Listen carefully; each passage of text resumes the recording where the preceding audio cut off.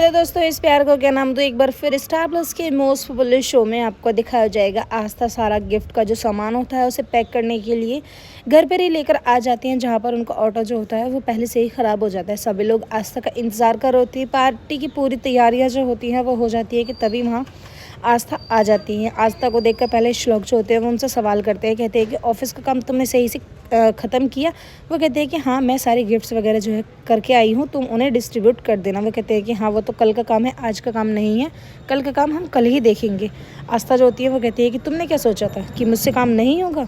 अरे, मैं काम करने में बहुत एक्सपर्ट हूँ। उसके बाद जैसे ही आस्था वहाँ देखती है कि भीड़ लगी हुई होती है, वो आगे कहती है कि भाऊ, मुझे आपसे एक रिक्वेस्ट करनी है। वो कहते हैं कि हाँ। कहती है कि मैं बहुत सारे गिफ्ट्स वगैरह लेके आई हूँ, मैं चाहती हूँ कि एक हम लोग गेम खेलें जिसमें हम दो टीम बनाएंगे, जो सबसे ज़्यादा गिफ्ट्स वगैरह पैक करेगा वो विनर होगा।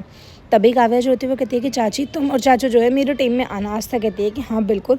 श्लोक इस बारे में कुछ नहीं बोलते हैं। वो कहते हैं कि आस्था कितना दिमाग लगा रही है। सभी लोग जो होते हैं गिफ्ट्स वगैरह पैक करने में लग जाते हैं, बल्कि श्लोक जो होते हैं वो खुद ही गिफ्ट पैक करवाने लगते हैं। काव्या बहुत ज़्यादा खुश होती है। श्लोक जो होते हैं वो आस्था से कहते हैं कि तुम्हें बाद में बताऊंगा।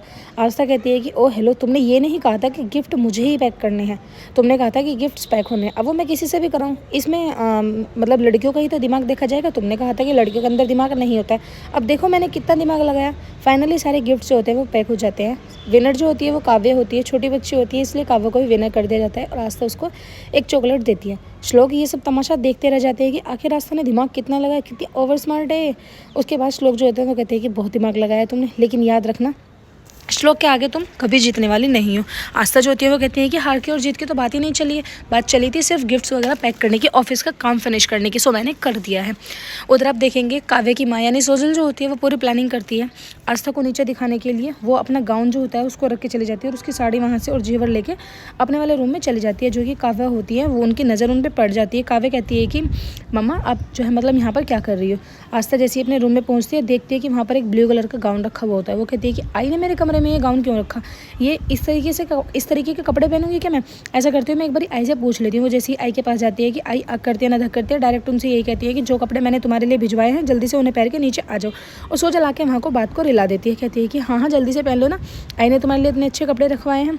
उधर आप देखेंगे कालिंदी जो होती है वो अवधूत से मना करती है, कहती है कि ये गिफ्ट्स वगैरह लेके जाने ज़रूरी थे क्या? जब हम उन लोगों से कोई रिश्ता रखना ही नहीं चाहते हैं तो फिर उनके लिए कैसे गिफ्ट्स? अवधूत जो होते हैं वो कहते हैं कि वो हमारी बेटी का ससुराल है।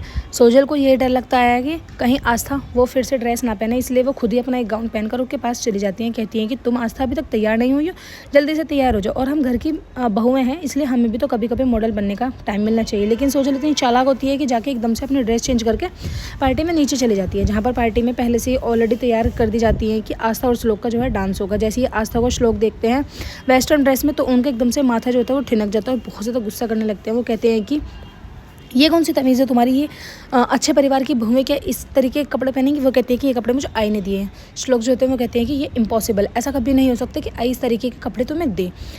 सभी जो होते हैं वो फोर्स करते हैं आस्था के साथ श्लोक को डांस करने के लिए। श्लोक जो होते हैं वो डांस करने लगते हैं। आस्था को डर लगा रहता है कि कहीं श्लोक उनके साथ यहीं पर ही बदतमीज़ी ना करने लगे, लेकिन श्लोक जो होते हैं किसी के सामने कुछ नहीं कहते हैं, बल्कि आराम से जाके उसे समझाते हैं। कहते हैं कि ये किस तरीके के कपड़े पहने हैं तुमने। उधर अग्निहोत्री निरंजन जो होते हैं वो अपने फ्रेंड को लेकर आ जाते हैं। आस्था देखती हैं कि डांस कर रही होती हैं। श्लोक जो होते हैं वो आस्था को समझाने की कोशिश करते हैं। जैसे ही अंजलि आती है देखती है कि आस्था अजीब से कपड़े पहने हुए वहाँ खड़ी हुई है, तो वो एकदम से वेटर के जो बर्तन होती है उनको गिरा देती है जूस वगैरह के, जिससे सभी लोग जो है उसमें लग जाएं और आस्था को वहाँ से पकड़ के ले जाती है। कहती है कि ये क्या पहना हुआ है तुमने, तो क्या तुम हमारे परिवार की बेइज्जती करवाना चाहती हो?